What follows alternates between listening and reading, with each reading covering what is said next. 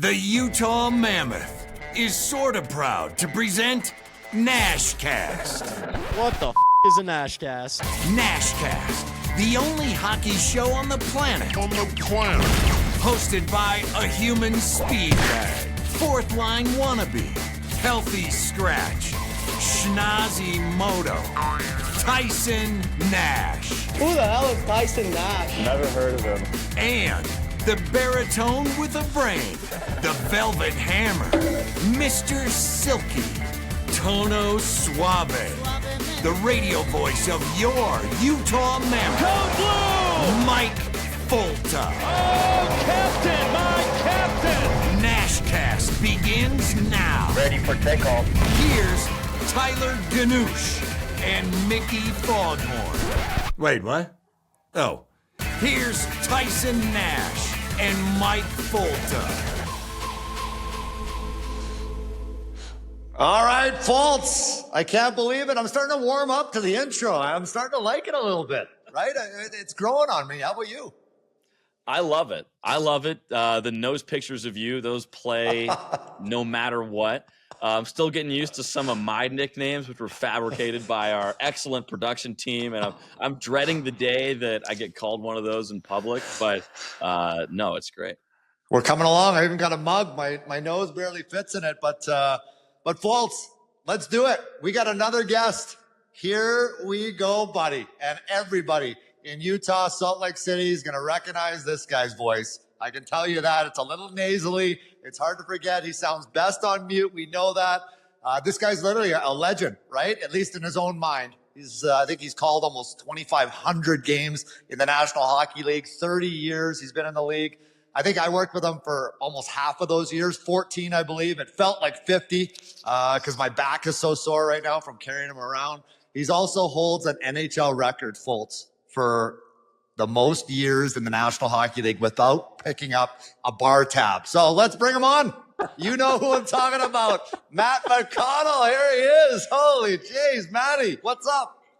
Jeez, where's your sunscreen, Nasher? Is that a picture of Bill Holder on your wall, or is that you? And by the way, I listened. Don't worry, to I'll Bill. Sign that for you. I'll sign that for you. And maybe loosen up the strings on your hoodie. Your head looks like it's gonna pop there, Furnace Face. So, I watched the Armstrong one, right? And it was great. But hey, Mike, do something with your background there. That's god awful. What are you doing? I'm surprised the show hasn't been canceled already. Like, are you in a college dorm room or something, Matt? Like, put some decorations on the wall here. Holy gee, he's been saving every penny he's ever made. I can tell you that. And by the way, Fultz, his favorite saying, right? There's no I in team, but there's two in invoices. So I can promise you, we're going to be getting a bill for having him on the show here today. Yeah, who do I send it to? By the way, when do I get a mug? When you earn it, buddy. A coffee mug. All right, these things are earned. All right. Nasher, I have a question. I really like the trucker. That's nice. It's a little bit lighter than what I'm used to. Maybe we'll talk about that a little bit later on. Yeah. All right. I thought it would make my nose look smaller, but Fultz says it's not working. So what's going on, Matty? What's going on with the summer here? The season's finally over. Yeah. What are you doing with yourself besides sitting outside with no sunblock on? I played some golf last week, which was good. 40 out, 44 coming in, no big deal. Oh, your nose is going to look like mine soon, buddy. Can I tell you what? Fultz. I was crushing. I was crushing those Kirkland golf balls off the tee. I'm telling you right now. Those things are money. They're Pro V1s for $22 a 2-pack or whatever. Such a tight ass. League play, Matt? What's that? What time does the senior league play?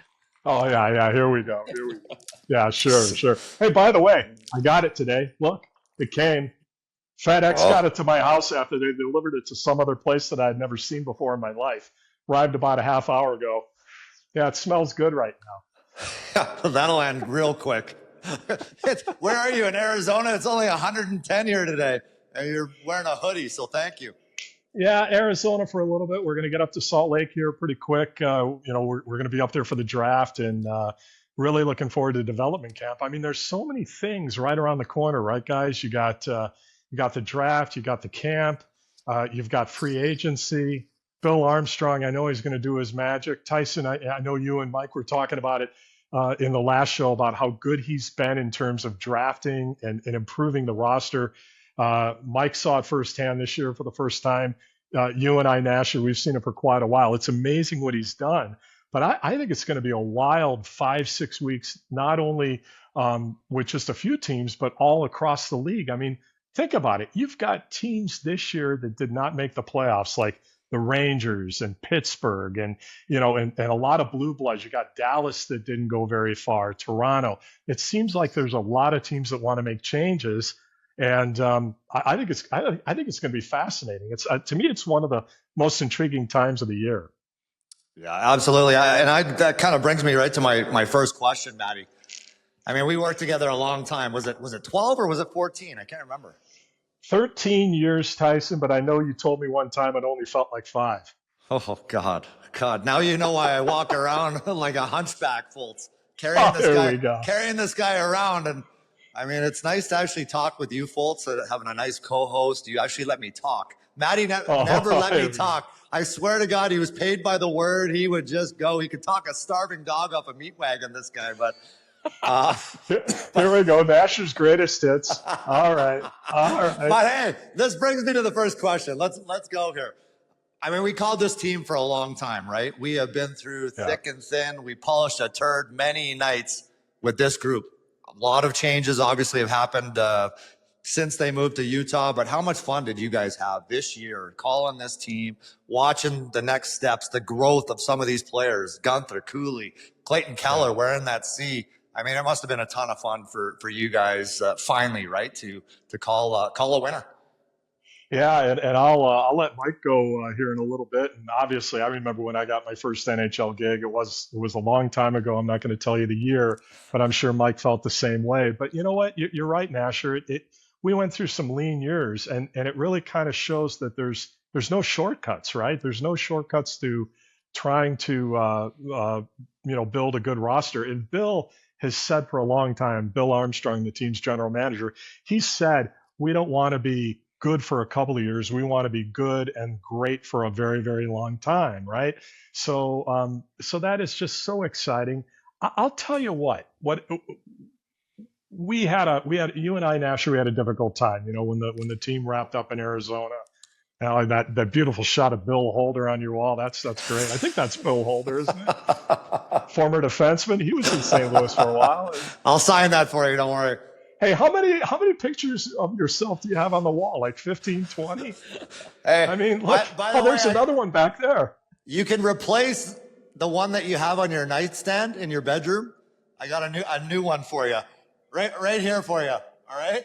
So you can put that on the nightstand.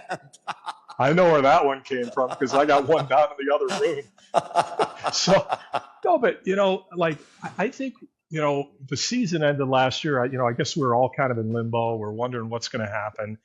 And I remember it was right after the season when they had the press conference. But I just happened to turn on NHL Network, and they were getting ready for the press conference with Ryan and Ashley Smith and Gary Bettman in Utah. And I said, I'm like, oh, I'm going to watch this. I got to watch this and see what's going on. And there was a part of Ryan's speech where he said, he was talking about trying to pull it off in 5 months. And he said, there's no doubt in my mind we can do it, but we're going to need everybody. We're going to need schools. We're going to need real estate agents. We're going to need babysitters. We're going to need everything. He goes, we've got 75, 80 families moving to Salt Lake City, and we got to make sure that we do this right.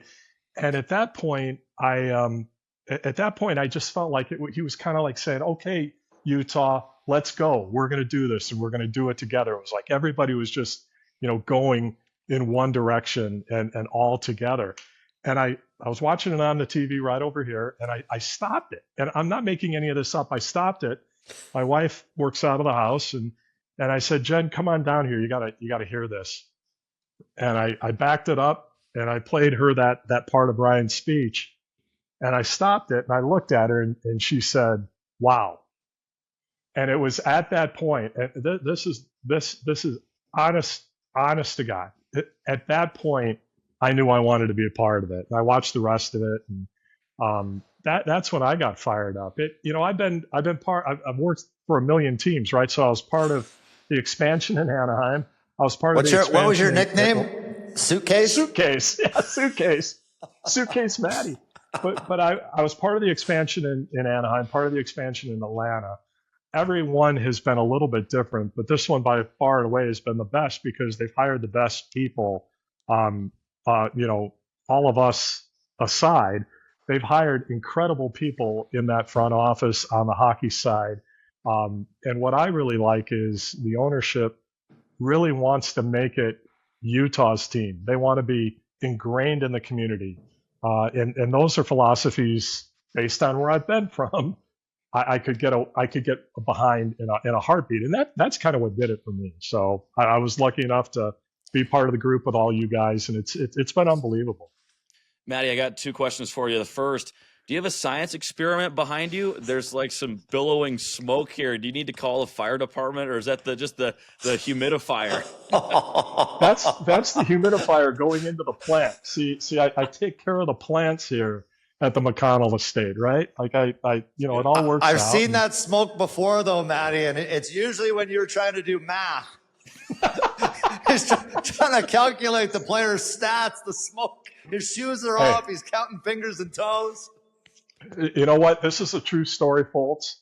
Honest to God, one night we're in the booth and I look over and he's got he was trying to figure out a goals against average for Mike Smith or somebody. And I look over and I see he wrote it on the palm of his hand. Like how you used to cheat on tests in grade school or whatever. And he's got 2.65, 0.923 or something. And I go, and during commercial break, I said to him, I go, what are you doing? He goes, well, I had to write it on my hand. I didn't want to forget it. So seriously, he goes, later on, he's like, oh my gosh, Mike Smith's playing out of his mind. He's got a 2.43 goals against average. Hey, what happens in the booth stays in the booth. That's right. What the hell's that's right. going on? Well, we're in trouble then.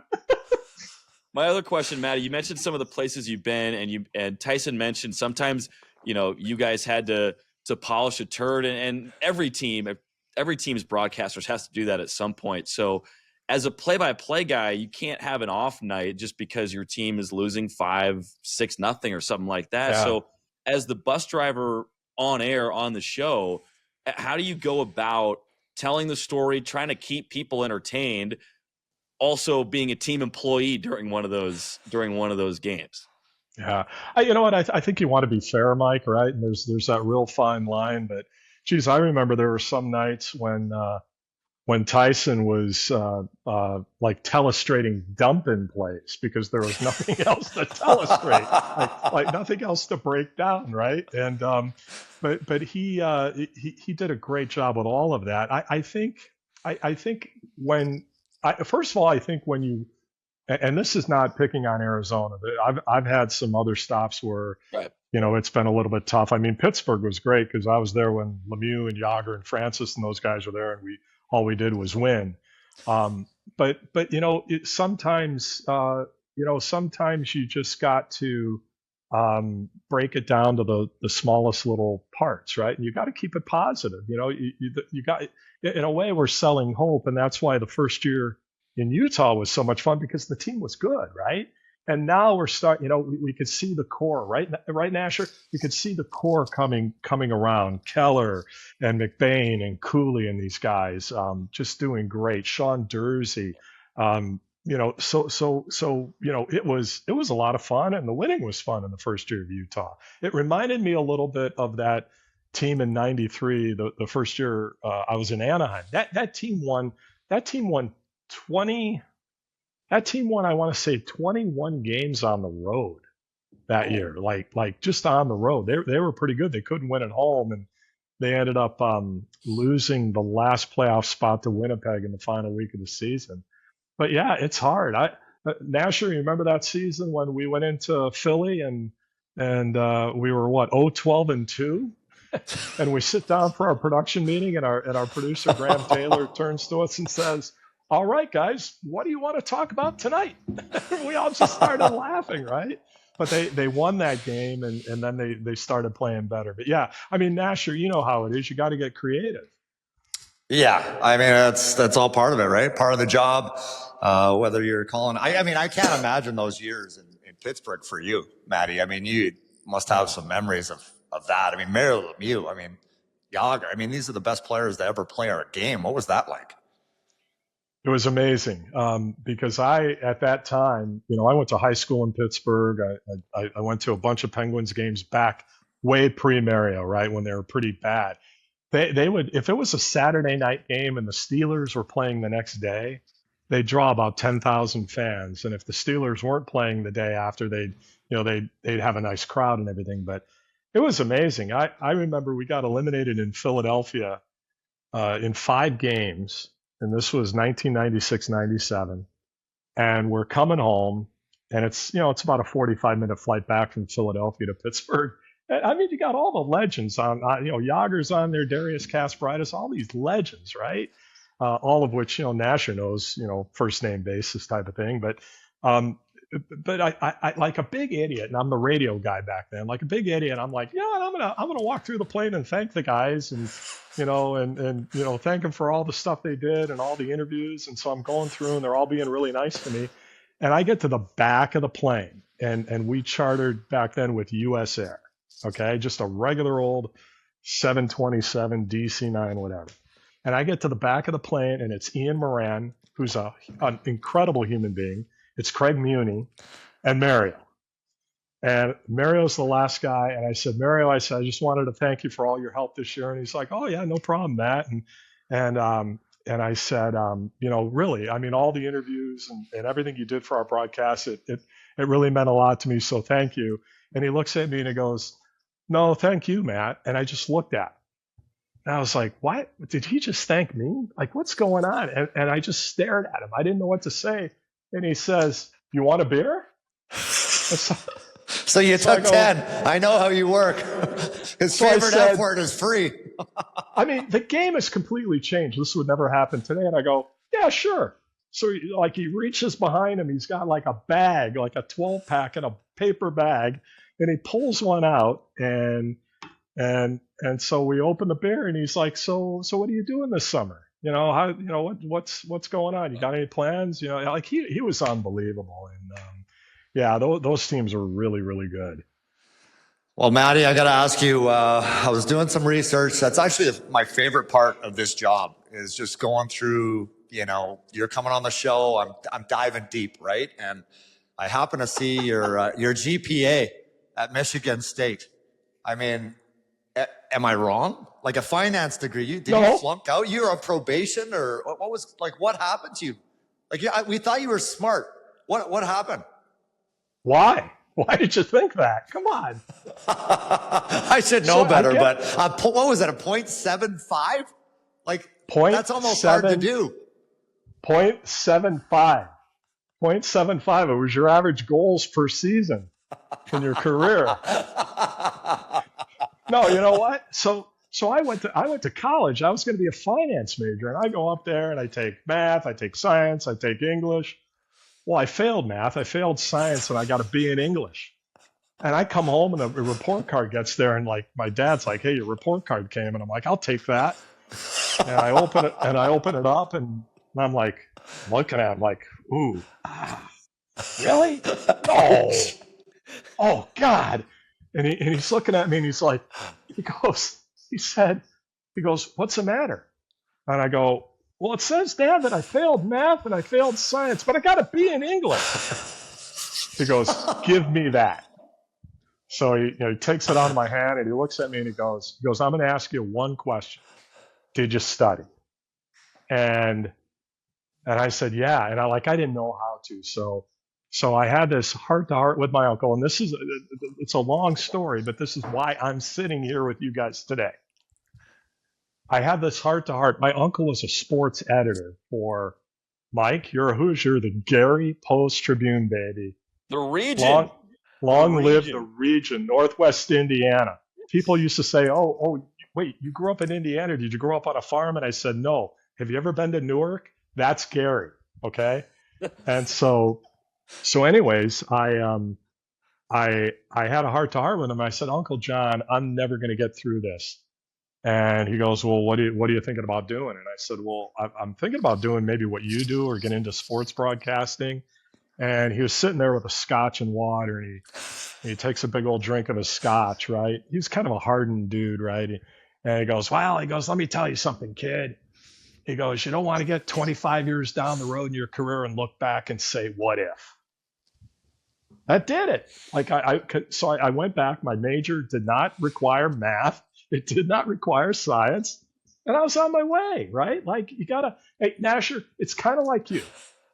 You were a scorer in junior, right? You were a scorer in junior. You put up those huge numbers for that hockey factory in Kamloops. You went to 3 Memorial Cups, right? Or 4. Did you go to 4? No, I won 3. 4. You won. I won 3. And you went to 4, right? No, I went to 3. I won 3.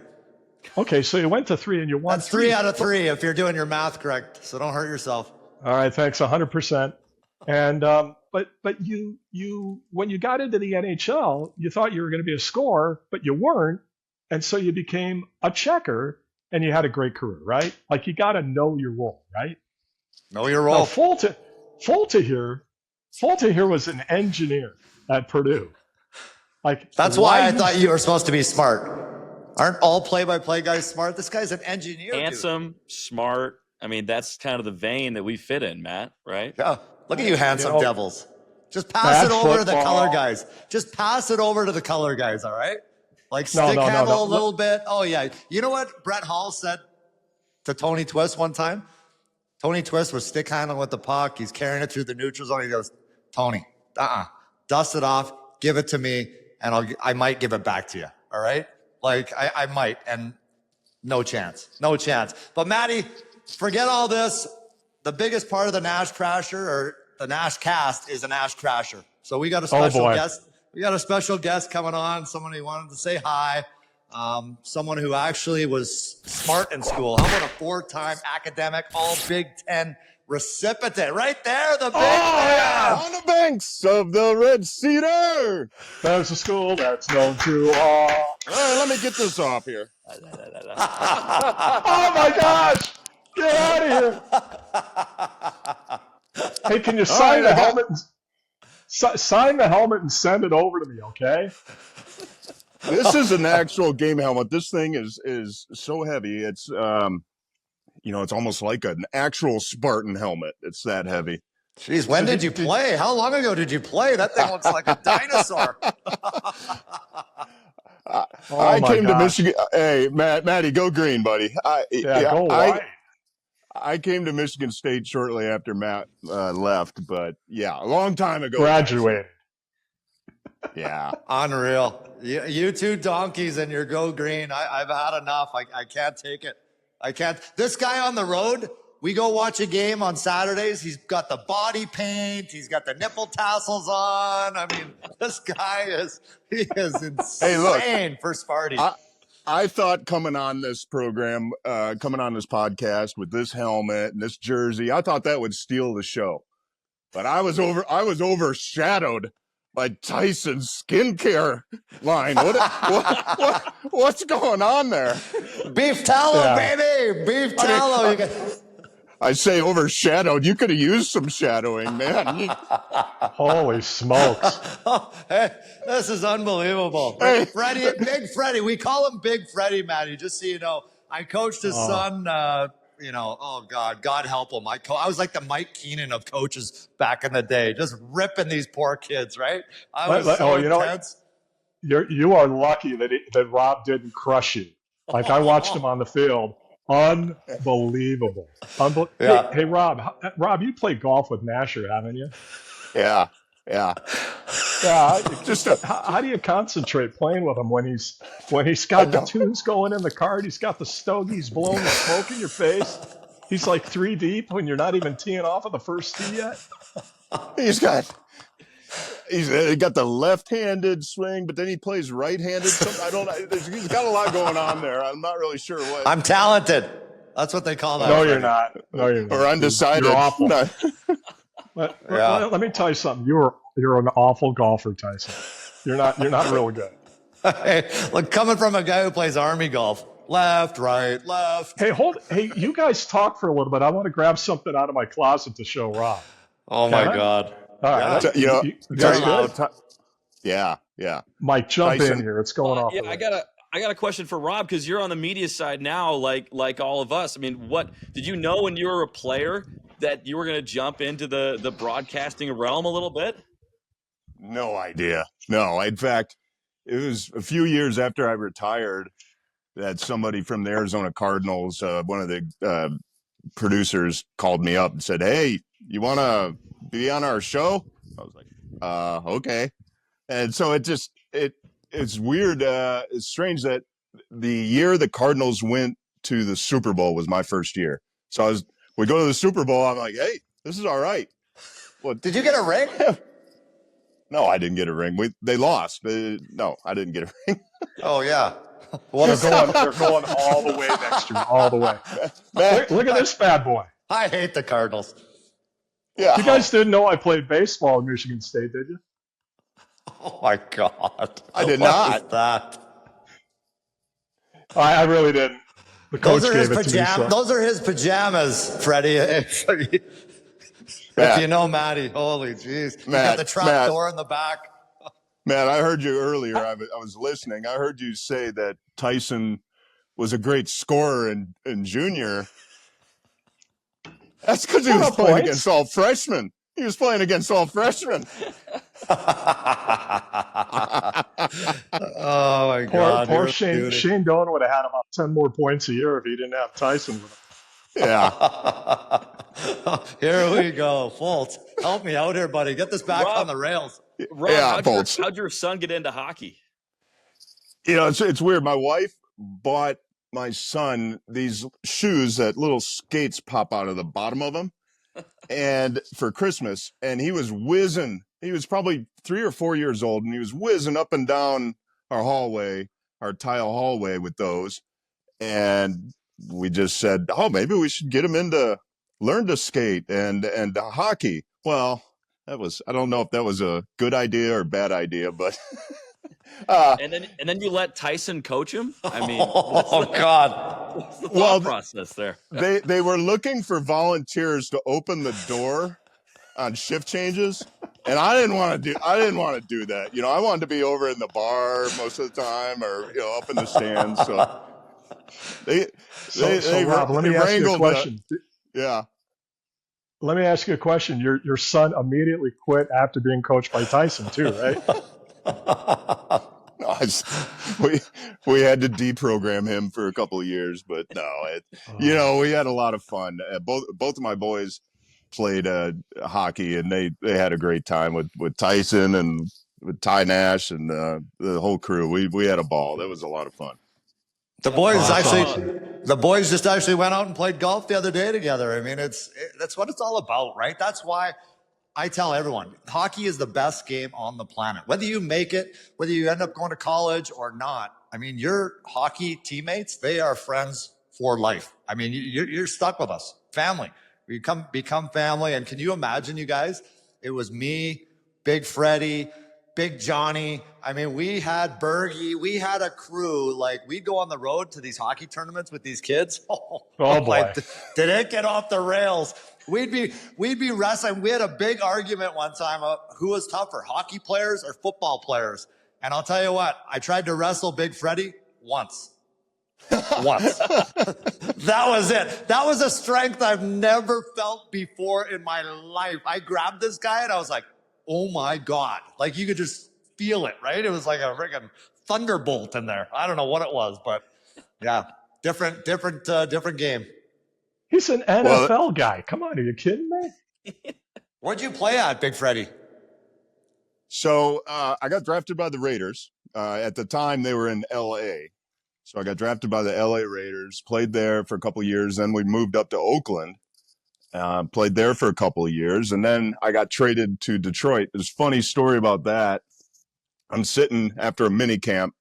We just hired a new coach. We just hired John Gruden, okay? And we had a mini camp. there was some trade rumors kind of circulating around that I might be traded. And so after the mini camp, couple guys were sitting in the airport Hilton at Oakland having a beer or whatever, and Gruden comes walking up and he says, "Hey, Freddie, I just want to let you know, I love the way you play. I always loved the way you play, and as long as I'm here, you're always going to be a Raider." I said, "Okay, cool." I get on a plane. I fly back to Arizona. I get to my house. No sooner do I walk in the door, the phone rings, and it's Al Davis, and he says, "Rob, just want to let you know I'm sending you home to Detroit."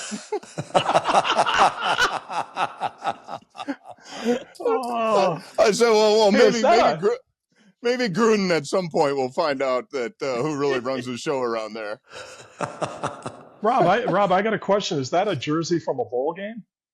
Yeah, this is the only one I could find. This is from the Sun Bowl, John Hancock Bowl in El Paso. I don't think they even have it anymore. But Rob, can you do me a favor? Show that patch to Mike Folta, because he's a Purdue grad and they never go to bowl games. Just so he sees what it looks like on the shoulder.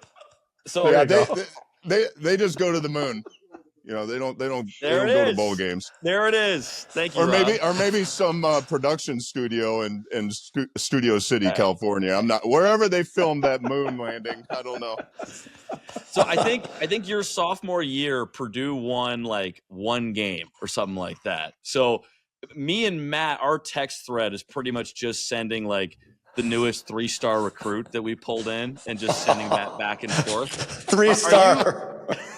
Are you still dialed into what the green and white is doing and watching State every weekend and stuff like that? Yeah, I watch from afar. I keep track on X and watch their games and all that. So, I'm a fan. It's not even close as far as my allegiance when it comes to college versus the NFL. I don't care if it's the Raiders, the Lions, the Cardinals, all the teams I played for. I'm Michigan State #1, and all those teams come after that. Wow. Why is that? Why are you guys so crazy? It's not like I wear my camouflage blazer jerseys around and like paint myself with a big B on my chest when I watch their games. I just don't understand. I guess I never will because I never went to college, right? But what is it? Well, I think it's just that. It's I don't know. It's something that just is ingrained in you. You spend 4 years. You lost your virginity probably, so you're like, all right. Well, I mean, look. I'll never forget that school. Your skin tone right now, Tyson. It must have been reminiscent of Emily Edelblut in 5th grade when you gave her a little smooch on the cheek. That's how red you got. Oh yeah, I was a shy guy. Imagine. Hey, are you frosting your hair again too, Tyson? Just the gray, yeah, gray. Just chucking frosting it, all right. Tyson, you talked about virginity in Michigan State. Actually, the Sparty statue on the campus of Michigan State, he's holding a helmet, and rumor has it, or the going theory is that Sparty will drop his helmet when a virgin graduates from Michigan State. Well, they must have dropped it because I think Maddie graduated from Michigan State.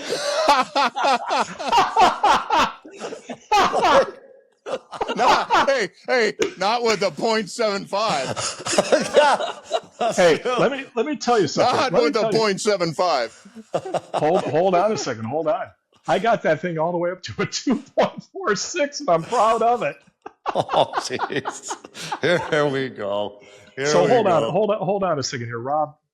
I don't know if you watched the games when we were working together in Arizona very much, but there was a night, I think it was in Chicago, and there's a couple of moments from Chicago, but one of my favorite moments was Tyson had the trucker mustache kind of going like it's going right now, and it looks good, Tyson, nice, trimmed up and everything, nice and clean. But it seemed to like be getting darker and darker as the game was going on. Like I'm looking at him and like first intermission, it's darker than when we did the open at the beginning of the game. And then, it gets a little darker and darker and darker. We've got a picture. I sent it to the guys, but he is literally taking mascara and coloring his mustache during the game. You remember that? Oh, that's fantastic. Yeah, you got to keep the fans guessing, right? Keep them. Look at that hair. Oh my God, what am I doing? Looks like a dead cat on my head. Let me ask you this too, Nasher. One other one. I noticed your glass. Can I see your glasses for a second? Just real quick. They look nice. They look really nice. Yeah, they do. Yeah, these ones actually have lenses this time. There we go. So we're getting ready to do an open one night, guys, and I'm looking over and he's got these nice black rim glasses on, and I'm like, that's got to be the cleanest lens I've ever seen in my life. Like it's it's not even there. And he goes, well, it isn't. And he goes, I don't have lenses. And I go, well, why are you wearing the glasses? And he goes, because I think it makes me look a lot smarter than I really am. And he's doing this with them and everything. He had so many things going on. So much fun. Foltz, how does your engineer brain put up with this? I don't get it. As Purdue engineers, we're trained to tune out stupidity, so it's pretty quiet most of the time when they're around because I just put the earplugs in and get back to my studies. Something we do in West Lafayette. But Rob, do you have any good stories from playing down there at Ross-Ade Stadium besides the blowouts? Well, getting out of Ross-Ade Stadium. My mom almost got kicked out of there when we were playing there one year. I guess she was screaming and yelling so much that my dad actually moved like 4 rows down and 12 seats over. He wanted nothing to do with it, nothing to get around with it. She was taking our dog's tranquilizer pills to calm down. So.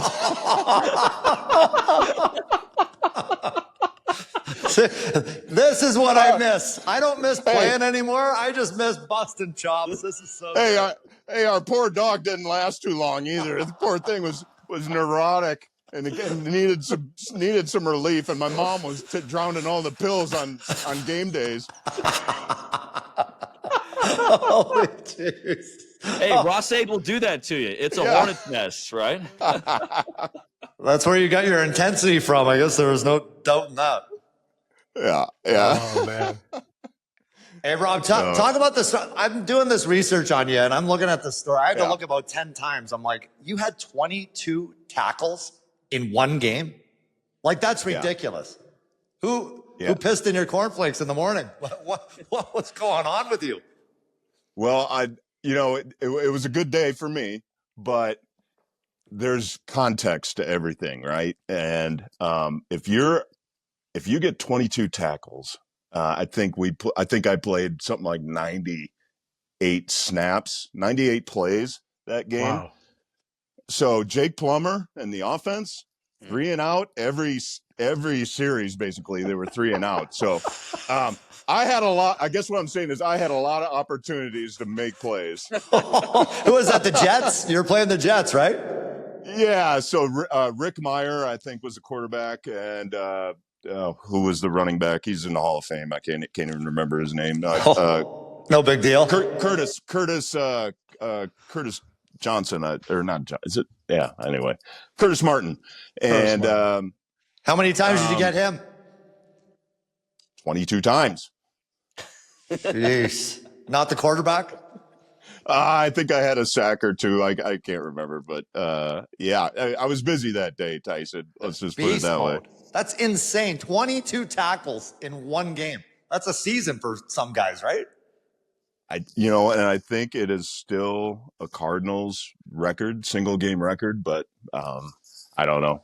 I know it's probably still on your fridge at home, right? It's framed. you got the stat right there, right? Yeah. Yeah, and it's right next to all the paintings I have of myself, like you. Yeah. I was waiting for that. I know. These Yeah, are hey, gifts hey, for my Rob. kids.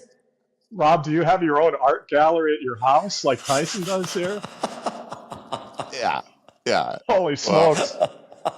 Caravaggio, Delacroix, Rubens, Nash. Hey, Yeah. this is my show, you guys, all right? You see the name on this show? I got to do the carving, all right? That's the other Hey, way we're around. trying to help you out so it doesn't get canceled. Oh, Rob, God. you're from St. Joe's, Michigan. St. Joe, Michigan. Yeah. Okay. How many times in your life do you think you've shown someone the mitten where you're from or where East Lansing is? Oh, every time somebody says, "Where are you from in Michigan?" It's right there. Yeah, that's what we do. That's a beautiful part of the country there. I mean, are you guys going to the dunes and stuff and all that, hitting up Redemax off of Red Arrow Highway? Yeah, Wow. yeah, Redemax. Yeah, Red Arrow Highway. Yeah, you're bringing it back full circle. My family lives in northern Michigan now, so in the summertime we go up there. They got to live on a lake, and got the ski boat. We don't have the MasterCraft or ski nautique like Tyson does, but Yeah. we make do with what we got. Wait, Rob, do you actually yourself have to launch your boat? And do you actually have to bring food onto your boat and things like that? You don't have people doing that for you like Nasher does? Yeah, that's what we do. Have you ever gotten an invite, by the way? Never. Like I've never gotten an invite. I think he said one time it must have gotten lost in the mail. I don't know where it is. I'll send another. And then I never saw it. Yeah. Well, you got to bring gas money too, Maddie. That's why you don't get invited, all right? So, hey, Big Freddie, I got to ask you. We always argue about this. This was always your thing, right? You got to defend Connor McDavid. He sent me a clip the other day. I'll forward it after this pod's done recording. But he sends me this clip. He goes, "I told you. I knew it. This is how you defend Connor McDavid." So go ahead, coming from a linebacker. Yeah, so several years ago, when we're sitting around the hotel lobby having some pops after the kids played a hockey game, we get to talking, and I had a theory. It's called the blue line defense. Okay, and the theory is what I wanted. I was trying to get Tyson to implement it. All he does is open the door for kids coming in and out. I went with the flying V instead.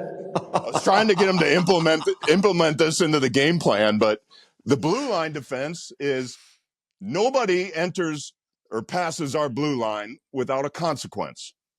And I mean literally, nobody is allowed inside our zone without a consequence. And they all laughed at me like, "Hey, I don't know what I'm talking about, football guy. You don't know anything." Lo and behold, couple days ago, I'm on Twitter, and I see this, and I see what Florida's doing to Connor McDavid, and I fire it off to Nasher. I go, see, I'm ahead of my time. Oh, jeez. I love it, dude. Oh my God, I literally almost pissed my pants when I saw that. I mean, that was the greatest. So thank you for that. Who's the greatest NHL coach of all time? Oh man, Scotty Bowman. Scotty Bowman. Yeah. Right? Yeah, he didn't come up with the blue line defense. Paul Scotty Maurice, Bowman. he's got to be up there too. Rob Frederickson.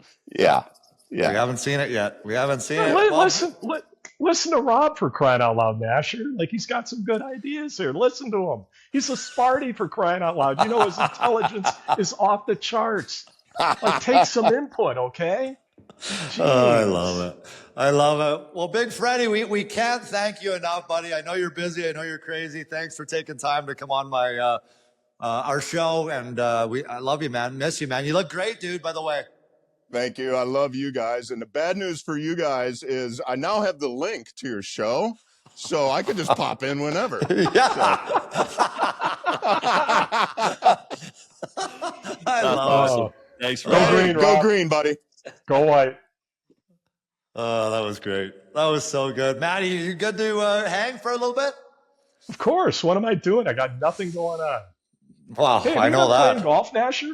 Have you gotten out? Yeah. Is that what you call it? Yeah. No, I'm playing way too much. My phone must be broken. I haven't gotten a call yet. Thanks. I didn't even know you were back in town. I need one of those phones that ring too, by the way. So Maddie, we got a little story time, and we got to go back. There's a couple pictures we want to go through, and maybe you can kind of explain some of these stories. You haven't even chewed them yet, Matt. Did you just spit out your dentures? Like, can you explain what this is? I mean, we thought he drove a Harley. He actually we call it the Piglet. Look at this thing, folks. This is embarrassing. This is how he would show up. This is how he would show up at the pregame meeting every morning on game day. He would show up with this thing, and look at the little basket on the back. Matt, that's where his your giant knee pads helmet and elbow pads too.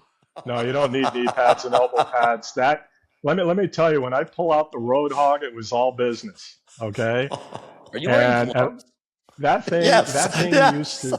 that thing could do 46 miles an hour on the mean streets. Okay, Matt, why are you wearing gloves on a moped?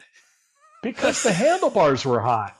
Oh my God. You can't make this up, folks. I literally pulled up beside him. I couldn't pull out my camera fast enough. I was like, oh my God. If you're listening on podcast, Matt is wearing cargo shorts, what can only be described as like biking shoes, a t-shirt, and riding gloves on a moped.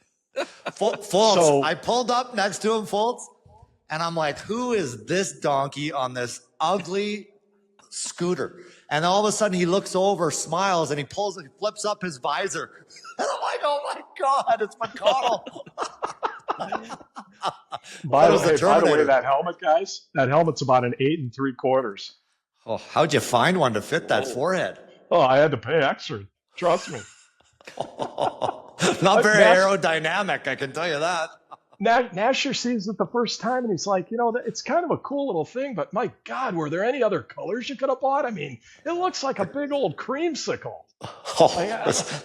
Well, look at the legs on there, too. Like, don't be afraid to get a tan. Oh, yeah, nice calves, check out, but check out the quads and the calves. Don't be jealous, guys. Throw a leg workout in there, would you? That Orange Theory you go to? Oh, here we go. What is this? All right, so this is downtown Buffalo. We're walking back from dinner. We went to this place called Gabriel's Gate. We got unbelievable wings. I mean, incredible wings. And we're walking back, and everything's going fine. Nasher and I are going back to the hotel, and all of a sudden, I hear something pop below my right ankle, and I can't move. Like I'm in pain, massive pain. Turns out it's something called a CF ligament, and I couldn't move. And so this is in front of a church in downtown Buffalo, and I am wincing in pain. And what is Nasher wincing? doing? He's screaming. He's screaming, literally screaming. I'm like, oh my God, Maddie, it's a long way from the heart, buddy. Holy jeez. Throw some dirt on that. Let's go. Seriously, I could not move. What's Nasher doing? He's like, hey, is he standing there going, hey, let me help you up? Should I call an Uber or anything? No, he's taking picture after picture videos, laughing at me. Like I'm just hanging out. It was horrible. Well, we've all seen you cry wolf before, Maddie, so no surprise there. So what was the how long were you out? Was this 4 to 6 here, or were you back in the saddle the next day? False. We show up at the rink. I show up at the rink the next morning. I walk in with the players, and we walk into the locker room, and there's freaking McCONNELL. No. McConnell's on the training table. No, and, Matt. Oh, yeah, and poor Z is sitting there, like, giving him the once over. Like, I'm like, Maddie, get off the table. Are you kidding me? We're never going to be allowed on the road again. That's stolen valor right there, Matt. Z brings me in early, and he puts me up on the table, and I'm like, Z, no, I can't do this right now. Guys are walking in. I want to be as far away out of here. Nasher, I don't know where he got the goods. Nasher was nowhere to be found. I must have told him on that. He's making it all up here. Fultz, I had to give the miracle Herb Brooks speech to get him off the ground for that one. That's all I could. That's all I could say. Is this you guys making your TV debut together here? Yeah. Oh yeah. Yeah, that's Bar Rescue. Yeah. season Not a big one, deal. no big deal. We were the season premiere of season 9. No big Nasher, deal. you might not believe this, but I think me and Matt we were on the road somewhere, and I don't know if it's on in a restaurant or something. And Matt, you like hit pause on the TV and rewound this. And they were rerunning this episode, and you were like, "Look at this! Look at the background right here." And I'm like looking at the screen trying to find Jason Bourne or something, like enhance. And what do you know? I see Schnazimoto sitting right next to Casper the Ghost at this bar in Bar Rescue. I'm like, that's Tyson and Matt in the background of the show that we were just watching on the road. It was a crazy coincidence. And look at Fultz. He wore his wife's blouse on the show. I mean, or grandma's curtains. I'm not sure what he's wearing there, but fantastic. What a debut. Hey, Mike, could you tell that Nasher just downed 20 hot wings extra hot? Oh, there we go. Remember that no pants? No pants. So this was COVID. This was in Glendale, and we were calling road games off the arena scoreboard. So we'd be on at the beginning of the show, and we're like, why are we wearing full suits, right? So we decided, they shoot us from like the waist up or whatever, so we wore shorts because that was the middle of the summer, wasn't it, Tyson? Oh yeah. Yeah, so we just that was our classic. guard. And then they moved us down to the baseball stadium. We did games out of the baseball stadium. We did games in the parking lot in like a 6x6 U-Haul trailer. Like we were diving deep. We were diving deep. Yeah. Adversity.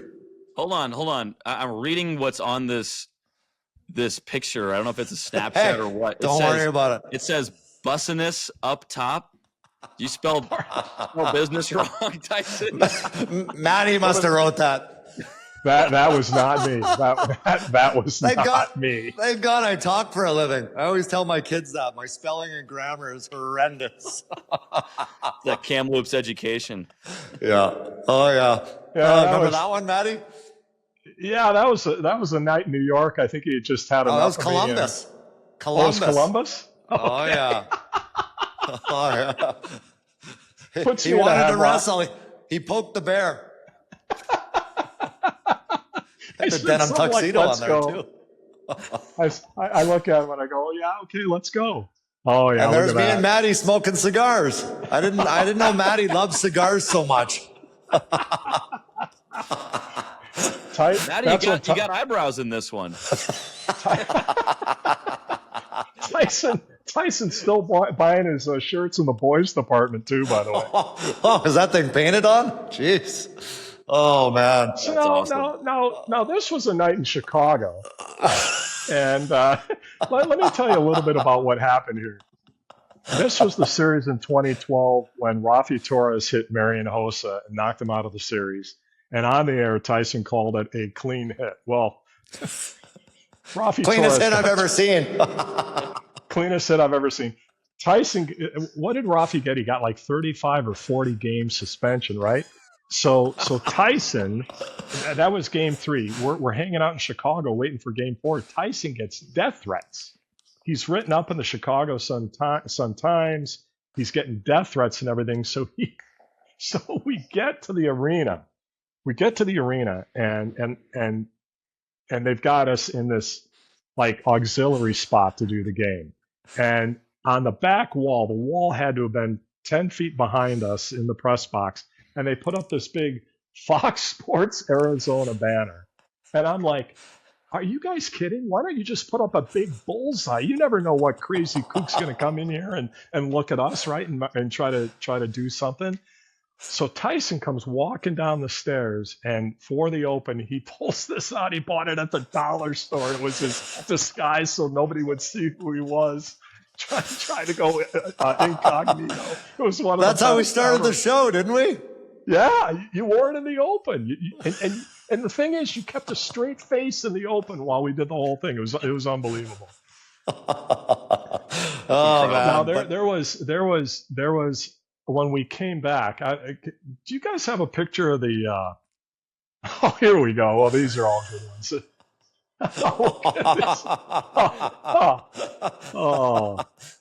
Where's the beer vendor?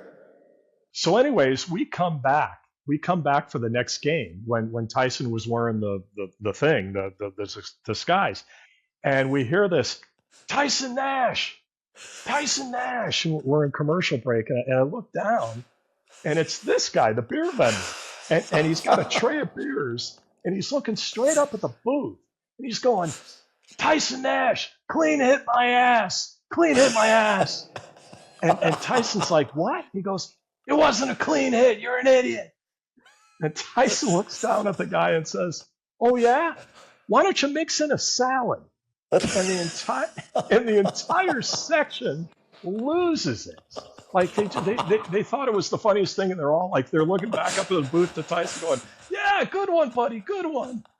Oh, yeah, and the guy with the beers he's like standing there just frozen. Oh, yeah. Yeah. I thought we were all going to die. Oh, was that funny? That was so funny. Literally, I actually kind of felt bad, a little bit bad after that. But I think I said mix in a water. You're lucky you didn't get a Bud Light off the dome, Tyson. I said, bring your hard hat up here. I'll sign it for you. Hey, one other one too. One other one down through the years, and Mike, you probably noticed this already, that Tyson's a sharp dresser, right? Like he goes all out. Suits are on point. The ties are always really pretty. Well, Tyson found a place in downtown Los Angeles, and he got it through a connection of some sort, where he would go in and he would buy his suits, and for $89, I think he got a suit, a shirt, a tie, a pocket silk. He would get dress shoes, a belt, like a little hanky, and everything else for $89. And then he'd take them to this place, and they do all the alterations in about 25 minutes. For $5. They would alter suits for like $5 or $10. This is legal, right? Oh yeah, Fashion District, baby. Oh yeah, go check it out. So we all started going to this place, right? So we would pull into the hotel in Los Angeles. We would drop our bags, like the guys in Nashville, we bag chuck, right? And we drop our bags, and then we'd hit the ATM down in the hotel lobby, pull out about 400 cash, and get about 5 suits, right? Like, it was unbelievable. And Nasher got us like a preferred customer discount. So I think we were paying hold on, a discount on the $90 suit plus shoes plus shirt plus tie plus pocket square. That's how cheap. False. That's how cheap Matty is, right? First of all, when he actually went to the ATM, it was the first time I've ever seen his wallet, right? And second of all, he was grinding. The poor guy just trying to make a living and sell these suits and shoes. He's haggling a $90 yes. suit? No. Yes. Nasher got us down to $79. So the suits, Nasher, they'd fall apart like after year 1, but he'd still wear them for 2 more years after that. The shoes smelled like gasoline. Honest to God, you couldn't bag check them underneath on the plane. You might have a fire. You had to like bring them up into the plane, right? It was like a lithium battery, for crying out loud. Are these like suits they're pulling off of dead guys in coffins or something like that? So here's the deal. Like 2 years after all of this, I'm laying on the couch watching the NBC News, and it turns out that whole area, the Fashion District, they got busted for money laundering. Oh, and I'm like, oh, really? Oh, yeah, the $90 suit place was a front. So I think I texted Nasher and told him, and I'm like, hey, by the way, you paid cash. You didn't leave a credit card or anything, did you? FBI, these two right here. Oh my gosh, those were fun days. That was fantastic. I can't tell you. I got a question for you. I got a bunch of questions. I don't think we're going to get to any of them, but I have a question about your broadcasting career and the very start of it. I want to know, when did you know that your athletic career was over and it was time to be behind the microphone instead? When he was born. Seventh grade. Was there a play? Like, was there a moment? Oh yeah, Bantam hockey, Northern Minnesota, Miners Memorial, Virginia, Minnesota. There have been great players to come out of Virginia. Matty Niskanen, Matt McCONNELL. Okay. You know how most kids walk at like a year? It took Matty till he was 4 until he started to walk. That was the athlete he was. And I can't walk all that well because of that CF ligament in Buffalo popping. It's just getting Still back to milking normal, it. by the way. Still milking it. So I went up there. I played. I had a couple good line mates. They went and played college and everything, but I was pretty bad. And I played left side, so I get the defenseman sends me the puck. I'm on the half boards. I start going out, and this guy Ross Lukowski just comes in and just hit me into the next month, and I'm like laying on the ice, and I was probably concussed because I hit my head and everything. And I'm like, maybe that's why I am the way I am. But oh my God, yeah, that was pretty. I can't believe it hit you in the head. Yeah, cracked the ice. It cracked the ice. The human head weighs 8 pounds. In some I cases. I was not an athlete. I had fun with it, but no chance. Yeah. What's the worst thing you've ever said on air, Matt? Martin Brodeur with a huge save. So false. We were talking about Marty Brodeur one night in Jersey, and I said Brodeur made a save. And right after that, the guys in the truck shot his banner that was hanging up in the rafters. True story. I think he had a Brodeur. I think he had a Gary Suter in there. Oh, get out of here. Well, you're doing something right, partner. 30 years. I think this is your 30 year coming up, right? I think so. Yeah, I'll go over 2,000 early. I think this season. So started when it was black and white. It's impressive. I read it. You've been in the NHL longer than I've been alive. Yeah. Hey, thanks, Mike. Appreciate that. No, but you know what? It's like we've got we got a great group in Utah, and I truly mean that. Tyson, you're killing it on the altcast. Your guests are unbelievable. The stuff that I listen to with Bill and Larry Plow, and I know Larry's holds a special place in your hockey career. And the story about getting signed on July 1st was awesome. And we've just got a really, really good mix. And Mike, it's been fun getting to know you for the first year. You've got an unbelievable career ahead of you. I'll be eating Jell-O and barely making it to the bathroom by the time your career wraps up. So I'll be long gone because you're going to have a great run, right?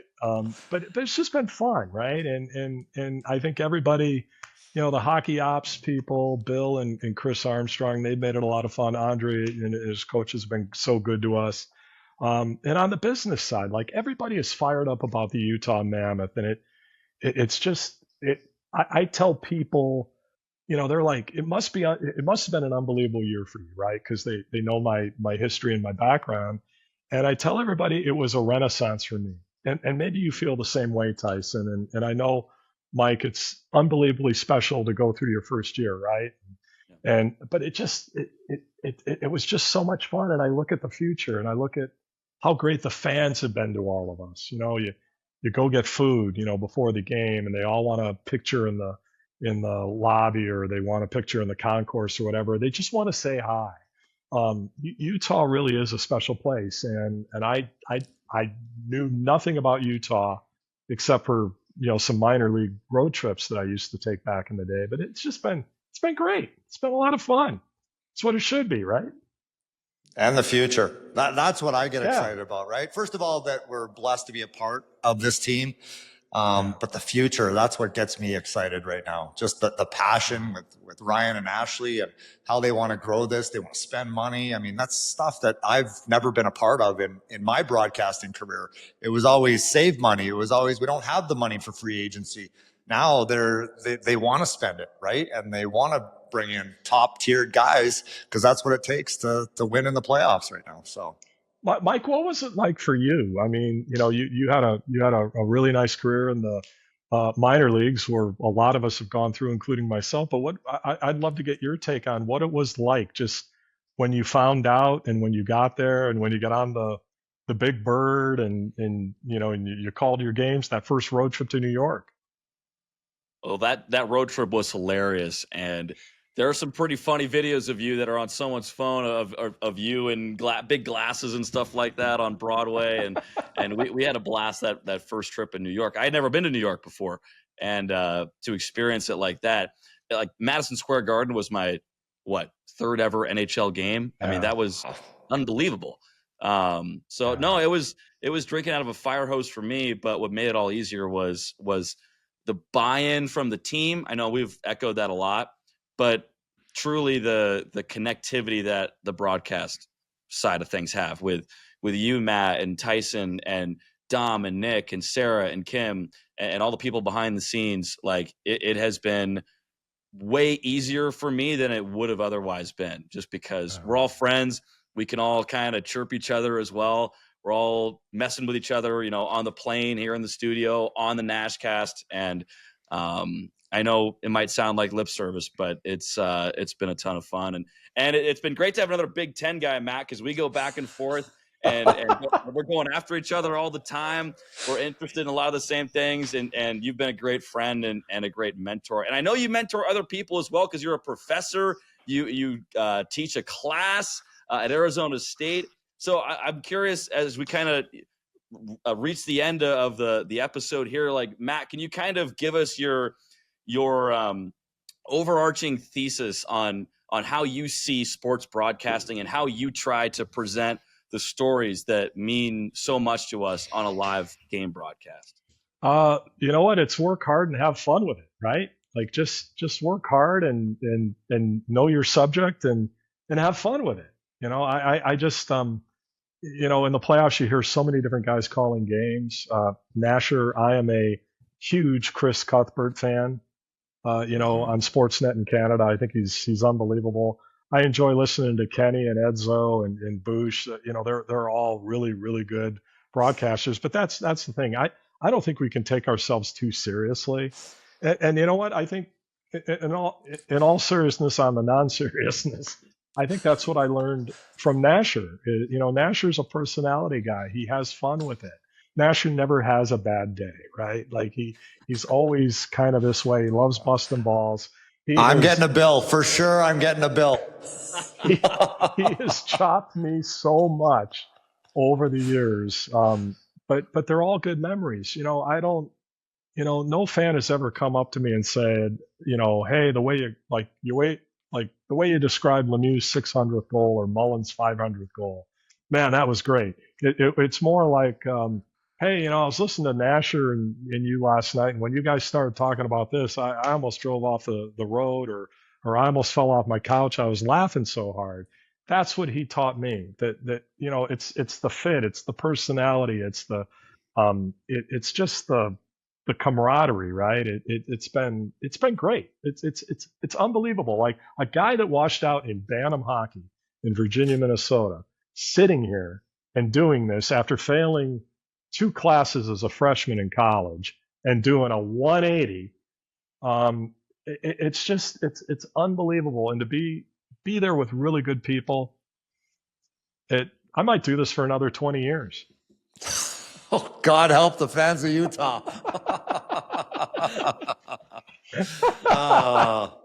You're the best, Matty. You're the best, buddy. And hey, we got to do this again.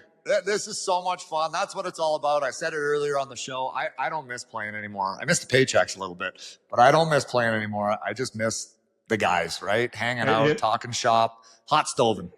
You know what? It was great, you guys, but the best part of this was getting the swag. Like seriously, I finally got a pullover. I got a T-shirt underneath, the Mountain Blue. We got some Kirkland. We got some Kirkland golf balls coming for you too. Fantastic. Well, thanks, my friend. As always, it's been great. Fultz, outstanding job, buddy. So thank you, guys. All right, folks, there you have it. Matt McConnell, are you kidding me? How good was that? Rob Frederickson, the Nash Crasher. We all know how big of a Sparty fan Matt McConnell is. It's absolutely nauseating. He's always got the body paint on every Saturday afternoon, getting ready, but I loved it. Some of the stories Rob Frederickson had coming on with the helmet, the jersey. I mean, it was absolutely epic. I did throw up a little bit in my mouth when he came in with the Michigan State stuff on, but I didn't want to say anything bad because I was scared he was going to reach through the screen and throttle me. But I felt that power. I have felt that power personally. I can tell you that. I played his kid a ton because I coached his kid in minor hockey. His kid never left the ice. I can tell you that. Sure, little Freddie, go out again. Yep, take some power play time. You got that right. That was a ton of fun. And I mean, the chemistry between you and Maddie Tyson, you guys could go back and forth for days. And it's funny to hear in conversations with each of you guys individually, you guys using the same material. You say he copies from you. He says that you copy from him. I think there's just maybe one source material you guys are both pulling from, because I've heard the same jokes like 10 times. Yeah, we are. I gotta admit, I have stole a line or two maybe from him, but that is it. I mean, this guy is a thief at the finest. He should wear a ski mask around how many lines he steals of mine. But I mean, best in the business. He truly is. The Utah Mammoth is very lucky to have him. He's got a voice much like yourself, buddy. Well, he's a little handsomer, but he's a great play-by-play guy. I think one of the most underrated play-by-play guys in the league. He can rise to any moment. And how many special moments did we have this last year that Matt captioned perfectly on Utah HC Plus, or what was Utah HC Plus, and Utah 16. So it was a blast to have him on, and our show's not done yet though, Nasher. We got more stuff to do here. Yeah, we do. And we got Bill Armstrong, the general manager. The draft just days away. I cannot wait to hear what Bill Armstrong has to say, folks. Yeah, and this is like his Super Bowl, right? I mean, this is his pièce de résistance. This is like what it's all about for him. This is his Stanley Cup Finals right now, is the off season, the draft leading into free agency. And so to be able to steal him away from the war room for a couple of minutes is pretty special. But I'm looking forward to it, and know he's going to drop some knowledge on us like he has in the last few episodes. Yeah, and again, right, as fans, you watch the players play, right? And you're like, okay, that's it. But there's so much that goes into it. I mean, all the work is done now. So Bill Armstrong, he can hold his head high, right? Because he's done the due diligence. There's no stone unturned. All his scouts, some of the best scouts, by the way, in the league, that's where Bill Armstrong's strength is, right? And is getting that scouting staff the best there really is. As you've seen, the shelves are stocked. So it's going to be really interesting to me, again, to talk to him today with all the draft picks that they have. The 4th round pick, does he keep them? Is he trading them away? This is a team now that's ready to take that next step. How much are they looking to the future, or how much are they looking for next season, right? So it's going to be interesting how Bill handles all those draft picks. And he's made it clear that he doesn't want to sacrifice any of the long-term goals. He wants sustained success, right? And for that, you need to be able to build up a prospect pool. Like, I think back to what they did in St. Louis when he was working with the Blues. They built up what was, a top 10, top 5 prospect pool, but they were still making the playoffs every year. Not a lot of teams can say that, and that's what Utah is hoping to have happen as well. Build up the young core, build up that prospect pool while also competing at a high level. And that's a difficult balance, right? That's what every team tries to do. And that's what Utah is trying to do right now. 4th overall pick in the draft, Tyson, a ton of prospects. And that means Bill is getting a lot of phone calls. Last interview, Bill almost took a phone call while we were recording the interview. Oh, yeah. I think the next time he gets a phone call during one of these interviews, we make him take it. How about that? Oh, I'd love to be, right, a fly on that wall. I mean, it's fascinating. It really is. And it's so hard because you're so fired up. You're so horny to take that next step and to add that player, but you have to pump the brakes a little bit sometimes too, right? Because you don't want to wreck your future. And a lot of teams, I mean, you look around the league, teams that are winning now, I mean, you look at their prospect list. I mean, they don't have a lot of them, right? So you want to win today, but you also have to build for the future, because you don't want to just win 1 or 2 years. You want to win for the next 10. And I think that's where Bill has that strength to build a winner for a long, long time. And you got to do that by building in the draft, right? Because you need those young guys on entry-level contracts to come in and make a difference. And boy, they've got a great opportunity to make a splash in the draft. But let's get to the architect, Nasher. Let's hear from him. Yeah, the big man himself joins us right now. Well, thank you. I really appreciate you having me on. I just want to say before we get going on this whole thing that Mike and I, we normally volunteer our time to build houses for little kids and Christmas presents and wrap and try and give back to the community. But one of the greatest things we've ever done is the GoFundMe site to get Tyson out of jail. And we raised, I think it was 1.2 to get him out. And he's back now, so it's really exciting to see. I know you're in a work release program, and they let you out for a couple hours to do this show, and that's great. Like, it's great to see you, and looks like you're working on the chain gang out there. It's going to pay off. Oh, thank you, Bill. Yeah, I was on the back of the milk carton. I forgot to pay my Wi-Fi bill, so it's nice. It is the NASHCAST, so I better keep making those payments. But I guess maybe my first question. The stash is coming in, Bill. Would you draft a player with one of these creepy stashes, or is that off limits? It's kind of off limits. There's some things when you're going to the meeting with the player and you're looking at the size of his wrists and you're looking at his neck and, he's going to be a big kid and then he's got something creepy about him.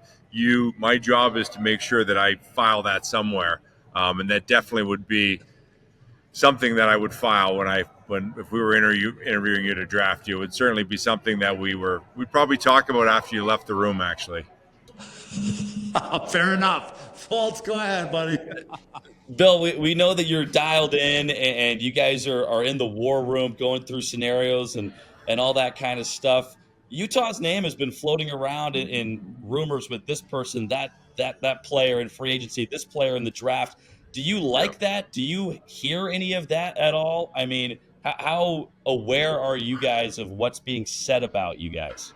Well, when we first started this and we just broke it all down to nothing, we realized, hey, listen, you've got to use every resource that you possibly can to not only strip it down, but also to build it back up. Whether it's free agency in Europe, it's free agency over here, or it's trading for players, or it's the draft. We've got to be in every avenue to be successful. So it's really important for us as we go through this process to take the next step to try and get into playoffs, to become a better team. And the only way we're going to do that is be in every deal, everywhere, and try and improve our club. So there's nothing we can't do. We want to be in everything, and we want to certainly make smart decisions. It doesn't mean we're going to spend $100 million and go down the road and limit our options because we're pinned into players. But we're certainly going to explore every single option and put the best ones on the table to help us move forward. Bill, we know the National Hockey League. We just watched the Florida Panthers win the Stanley Cup, but it's very much a copycat league, right?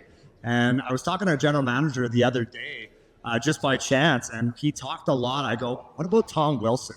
He goes, you know what's funny about that? He goes, we have a list. It's called the Tom Wilson list that I give to every one of my scouts. And I said, go find me a Tom Wilson. And he goes, on top of that, we have now the return of the rat list, right? Just that player that plays with the edge, gets under the opponent's skin, because obviously we know it works. So do you guys have a list like that? We do. I think the way that we build our team in the sense of being big, trying to be physical, at the same time drafting skilled guys with first and second efforts. There's those lists that we have, and it usually starts at the draft. We try to get into it with free agency and be smart about it. But yeah, there are those lists. I mean, Tom Wilson, there's one of those guys. They're hard to find. So when you get your hands on them, they're special players. I think that we've added the Jack McBains of the world, and they're on the Tom Wilson list. And we got a young kid coming named Gabe Smith. He plays hard. He's heavy. He's a big man, and he can throw them too. So you like those guys when you're able to kind of go out and get those guys. Most times when you do it properly, it's through the draft. They're hard to find. This is the last time we have you, Bill, on NashCast before we hit the draft coming up this weekend. So when you guys are making a pick and it's time to close in on a player on draft night, what do the conversations look like around the table? Who's speaking, and how does that flow work? Yeah, like there's a lot of talk, when the cameras are on with watching us, but it's not, our work's done behind the scenes, So I'll tell you a funny story. When the one GM stands up and he calls the other GM on the line on the draft floor, and they're talking and it's on TSN and they're going back and forth. And I said to the GM, well, like, what were you guys talking about? You guys had a heavy like debate about the player. He goes, oh, we weren't talking about players. We're just talking about where we're going to meet to play golf after the draft's over. But on TSN, they were in this huge debate, and so most of our work, to be honest with you, is done behind the scenes. Our list is made. Our arguments all take place behind the scenes. When it comes to draft day, there's a list. We follow that list. We stay to it. So we probably have over 120 years of experience of drafting players on our staff. So we're pretty organized about it, and it's kind of worked out behind the scenes.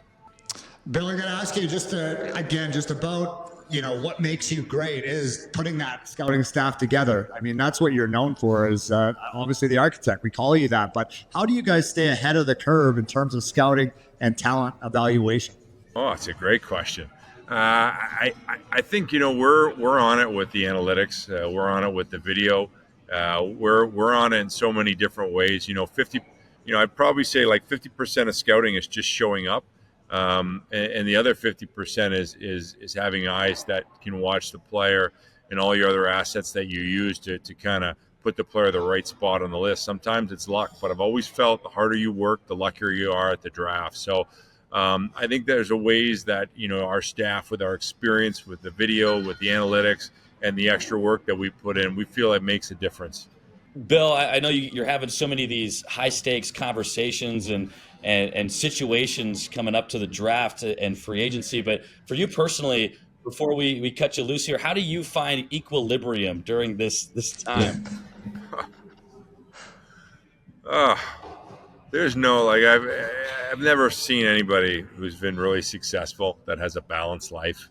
I've never seen that. So when you find that human being, please grab him and let me meet him. Yeah, you got to be all in this job. It's 24/7. You go at night, you're sitting around the fire and your two dogs are on you and you're watching video, and then you wake up in the morning and you're writing out, this idea, that idea, and your phone's already gone off by 5 o'clock in the morning 60 times because people are texting you. So it's on. I really enjoy that about the job. It's exhausting, but it's what we've always done. So I love it, and there is no balance, Mike. To answer your question, it's all out insanity right to the end. And then when you get that free time with your wife, you're usually so fried, you just want to lie on the couch, So there's not a lot of equilibrium in my job or in my life. Well, Bill, thank you. We cannot wait. I know I'm not playing anymore, but I feel like I'm playing, right? I'm so fired up for this draft. Thank God I'm not playing anymore. Not sure I'd make this team, but we can't wait to see what you're going to do and all the strings you're going to pull. Thank you. Hey, hang on tight, boys. It's going to be a big one. Well, Fultz, I don't know. I mean, talk about our show, the NashCast. It's all about bringing the thunder, and how about bringing the chirps as well? But Bill ever bring it. Threw me right under the bus. I thought he forgot that I wasn't on. I didn't pay my Wi-Fi bill last show. You had to take over the interview, which you're an absolute pro. But Bill was all over me. I felt like I was back in the locker room again. That was fantastic. He gave you like one of the flying elbows, and just dummied you right there. It was like watching an old school Tyson Nash fighting clip. Kind of the same Dummied. That's a good. How about the chirp about the mustache? He goes, we probably wouldn't have said anything to the kid in the room if we were interviewing a guy with a mustache like that, but he probably would have been the laughing stock after he left the room. So at least he said it right to my face, and there's nothing I could do about it. I feel like you're trying to snake your way onto Bill's draft board for this. Like, they don't have 10 rounds anymore, Nasher. Stir the pot. Hey, Fultz, jeez. I've known you a year and you're just firing me, right? I mean, I'm taking bullets left and right. You can't get to me from here, so I'm gonna keep just loosing these arrows. But no, it was great talking to Bill, and that was a really funny story he told about the GMs calling each other and just asking about golf plans and things like that. But you could tell that I think maybe those 10 minutes we get with him is like a little reprieve in the midst of all the melee, right, of the businesses that he's conducting.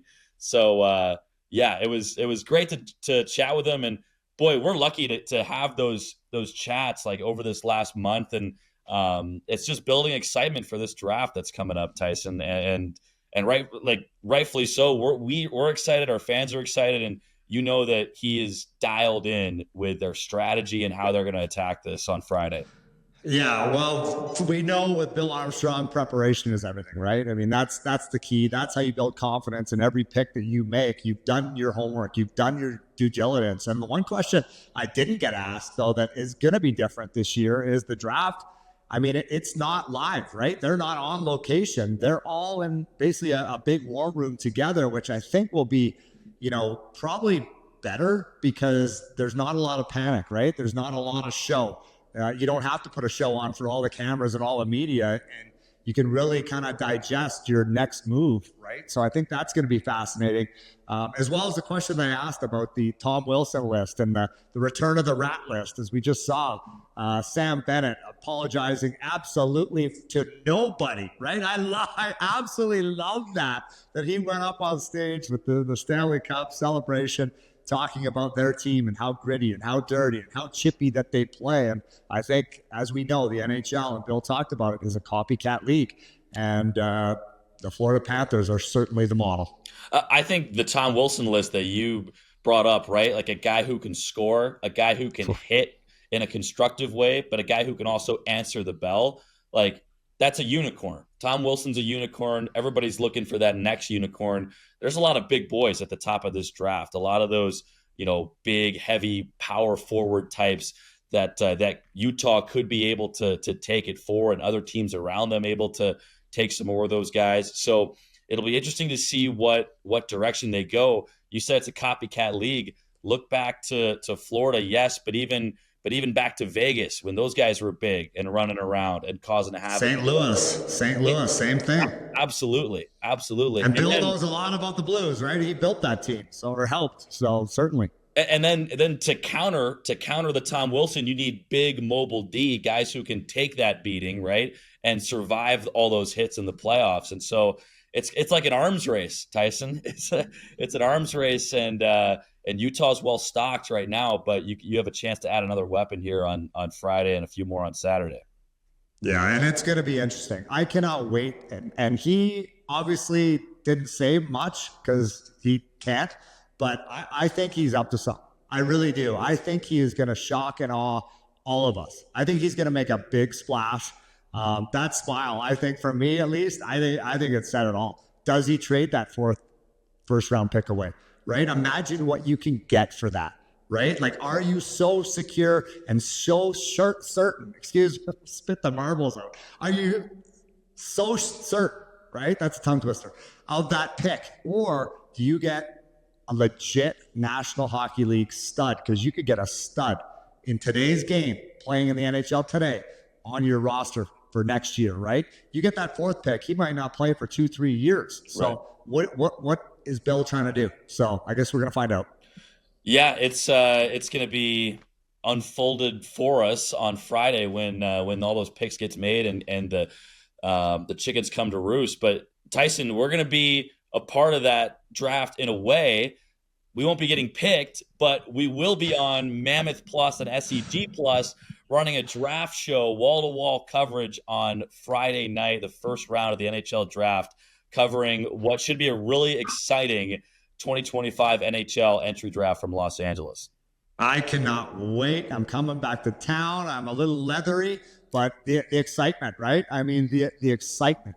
I mean, I know the start of the season is so far away, but for all the Utah Mammoth fans, I can't wait to get some more swag. I'm going right to the team store. I'm loading up. I can't wait. We're going to be telling stories at that draft party.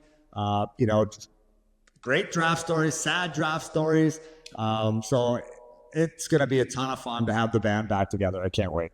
Yeah, we'll probably get to hear your draft story again, Nasher. We told that the other week, but I want to hear more about what it was like, years ago compared to what it's like now, and we'll get all those perspectives and things like that. Again, that's Mammoth Plus, which used to be Utah HC Plus. Now it's Mammoth Plus and SEG Plus. You can watch that. It's going to be everybody though, Nasher. It's going to be Matt McCONNEll, Dom Moore, Nick Olchek, Sarah Merrifield, Kim Becker, of course, you and I, Adrian Denny on the radio side. So we got the whole band is coming back together here for a little like midsummer tour.